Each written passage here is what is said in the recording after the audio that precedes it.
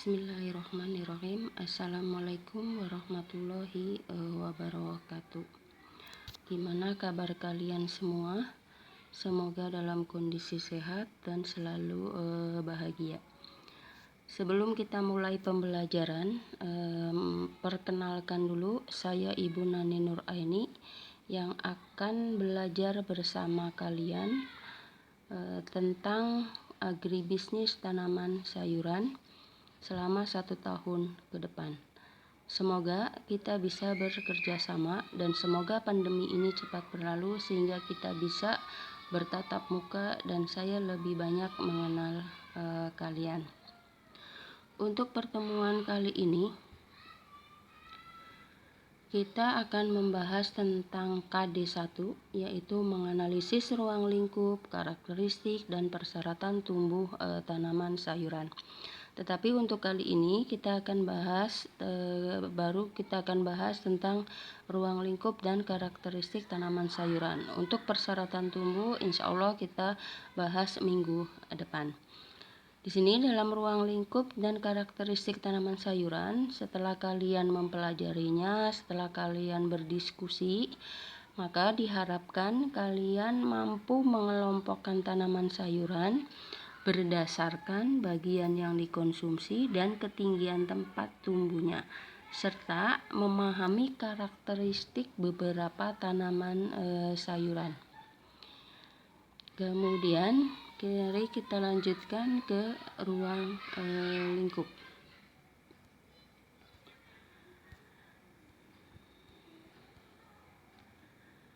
Ruang lingkup tanaman sayuran dapat kita pelajari menurut pengelompokannya dan berdasarkan ketinggian tempatnya. Jadi dalam ruang lingkup ini kita akan bahas tentang pengelompokan tanaman sayuran berdasarkan bagian yang dikonsumsi dan berdasarkan ketinggian tempat tumbuhnya. Yang pertama adalah berdasarkan bagian yang dikonsumsi, ada 6 kelompok atau bisa dikelompokkan menjadi 6.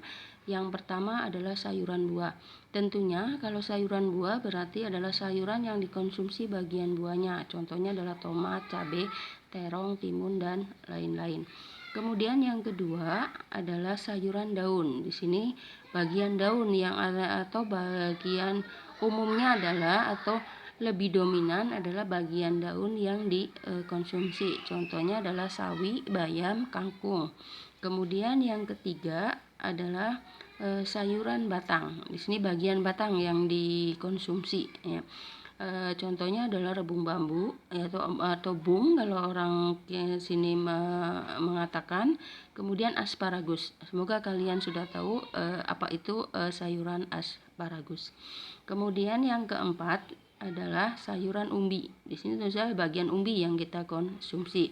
Contoh wortel, kentang, lobak, bit, ya. Mungkin yang lebih kalian familiar adalah kentang dan lobak. Bit, coba nanti kalian cari sayuran seperti apa bit itu. Kemudian yang kelima adalah sayuran bunga. Di sini bunganya yang dikonsumsi. Dalam hal ini contoh di sini adalah brokoli dan kol bunga. Sebenarnya untuk brokoli dan kol bunga itu adalah bukan bunga sebenarnya. Karena bunga sebenarnya itu akan muncul setelah cropnya itu pecah. Kemudian yang keenam itu adalah sayuran polong atau bagian polongnya yang kita konsumsi. Kalau bagian polong itu biasanya umumnya adalah tanaman kacang-kacangan. Contohnya di sini ada buncis, kacang panjang, dan kapri. Itu penggolongan berdasarkan bagian yang dikonsumsi.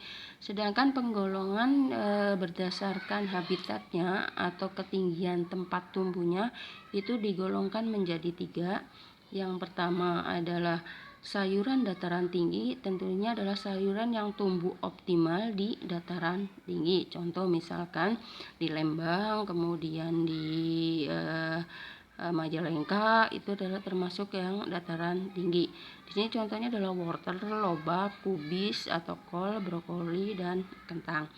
Kemudian sayuran dataran rendah adalah sayuran yang tumbuh secara optimal di dataran rendah. Contoh adalah di daerah Indramayu. Daerah Indramayu itu termasuk dataran rendah. Bawang merah itu sangat cocok di dataran rendah. Kemudian oyong atau gambas atau emes ya kalau kita bilang ya. Kemudian banyak lagi sebenarnya. Kemudian yang ketiga adalah sayuran dataran tinggi dan dataran rendah, artinya sayuran ini bisa tumbuh optimal baik di dataran tinggi atau di dataran rendah. Contoh cabai itu bisa tumbuh dengan baik di dataran rendah maupun di dataran tinggi, terong, kangkung, dan bayam. Umumnya untuk tanaman daun itu biasanya sayuran daun itu kebanyakan bisa tumbuh di dataran tinggi ataupun di dataran rendah. Sekarang kita lihat manfaat dan prospek mempelajari tanaman sayuran. Tanaman sayuran merupakan salah satu komoditas hortikultura yang diperlukan semua orang untuk memenuhi kebutuhan pangannya. Karena sayuran memiliki manfaat yang besar bagi kesehatan tubuh dan memiliki prospek yang menjanjikan karena dibutuhkan oleh semua orang. Jadi kalau kalian mau memilih usaha tani di bidang tanaman sayuran, itu pasarnya masih sangat luas. Di sini contoh saya peluang. Orang Indonesia itu mengkonsumsi sayuran itu termasuk masih sangat-sangat rendah, yaitu kisaran 37 kg. Ya. Di sini 37 kg per kapita per tahun, sedangkan standar FAO atau Food Agriculture Organization, yaitu organisasi pangan dunia, itu standarnya 65 kg per kapita per tahun. Kalau kita lihat angkanya, itu baru setengahnya orang Indonesia mengkonsumsi sayuran. Sehingga kalau kita bisa menyadarkan masyarakat akan pentingnya mengkonsumsi tanaman sayuran, dan masyarakat sudah sadar bahwa mengkonsumsi tanaman sayuran yang banyak itu akan menjaga kesehatannya, maka kebutuhan tanaman sayuran itu akan meningkat. Dengan meningkatnya permintaan, maka membudidayakan tanaman sayuran itu mempunyai peluang yang cukup besar untuk dijadikan sebagai usaha tani, karena tadi permintaannya akan semakin tinggi. Kemudian selanjutnya di sini kita teruskan tentang manfaat dan prospek mempelajari tanaman sayuran, khususnya kunci sukses dalam budidaya tanaman sayuran.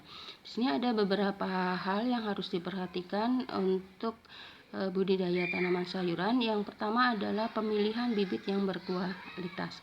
Dalam arti di sini bibitnya yang bersertifikat atau yang benar-benar sudah kita pilih.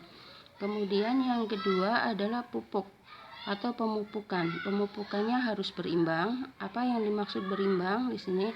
Dalam kita melakukan pemupukan harus tahu jumlah pupuk yang dibutuhkan tanaman, jenis pupuknya seperti apa atau jenis pupuknya apa, kemudian kesuburan tanahnya bagaimana, sehingga dalam kita memberikan itu akan optimal dan akan berimbang sesuai dengan kebutuhan tanaman yang kita budidayakan. Kemudian yang ketiga adalah pengolahan tanah. Pengolahan tanah merupakan salah satu kunci sukses dalam budidaya tanaman sayuran. Karena dalam pengolahan tanah kita akan memperbaiki kondisi fisik, biologi, dan kimia tanah untuk menunjang pertumbuhan tanaman sayuran. Kemudian yang keempat adalah pengairan. Di sini atau kebutuhan air. Kebutuhan air pada tanaman hortikultura, khususnya tanaman sayuran, itu harus benar-benar diperhatikan, tidak bisa lebih atau tidak bisa kurang sesuai dengan kebutuhan tanaman. Karena kalau berlebih akan berbahaya pada pertumbuhan, dan kalau kurang itu juga akan mengurangi pertumbuhan atau menekan pertumbuhan tanaman. Kemudian yang kelima adalah pengendalian hama dan penyakit. pengendalian hama dan penyakitnya harus lebih awal atau lebih dini, sehingga kita bisa menekan tingkat kerusakan hama dan penyakit. Dan selanjutnya di sini kita teruskan dengan karakteristik tanaman sayuran. Karakteristik tanaman itu adalah merupakan bentuk fisik dan struktur dari tanaman sayuran tersebut. Jadi misalkan di sini bentuk daunnya seperti apa, batangnya bagaimana, bunganya seperti apa, bentuk perakarannya atau sistem perakarannya gimana, itu adalah karakteristik tanaman. Karakteristik tanaman ini sangat penting untuk kita membudidayakannya agar lebih baik atau lebih paham lagi. Saya contohkan di sini misalkan sawi. Ya. Sawi itu ada beberapa macam, ada sawi putih, sawi hijau, dan sawi huma. Ciri secara umum tanaman sawi atau karakteristiknya adalah daunnya panjang, halus, tidak berbulu, dan tidak berkerut. Nanti di sini bisa kalian baca kalau caisim itu bagaimana, ya. Kemudian sawi atau caisim di sini, kemudian apalagi di sini pecai, ya. Kemudian lagi ada pekcoe, ya. Pekcoe ini umurnya misalnya kurang lebih dari 45, kemudian tanahnya gembur. Ini sebenarnya akan kita bahas di persyaratan tumbuh untuk tanah, ya. Kemudian di sini ada bayam, ya. Bayam itu juga nanti bagaimana karakteristik daunnya, karakteristik batangnya, kemudian struktur perakarannya bagaimana, itu adalah karakteristik tanamannya. Kemudian di sini ada kangkung. Kangkung juga nanti ada dua jenis, ada kangkung darat dengan ada kangkung air. Ya. Ini kemudian selada, nanti kalian baca saja. Ya.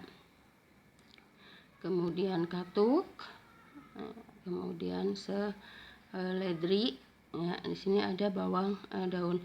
Di sini contohnya baru tentang sayuran daun. Nanti tolong kalian coba cari tentang karakteristik tanaman pada sayuran buah. Contoh misalkan karakteristik tanaman cabai atau karakteristik tanaman tomat. Ya, ini ada kubis. Kemudian mungkin untuk pertemuan kali ini sampai di sini saja, ya. Nanti kita lanjutkan pada minggu depan, kita akan membahas tentang persyaratan tumbuh tanaman.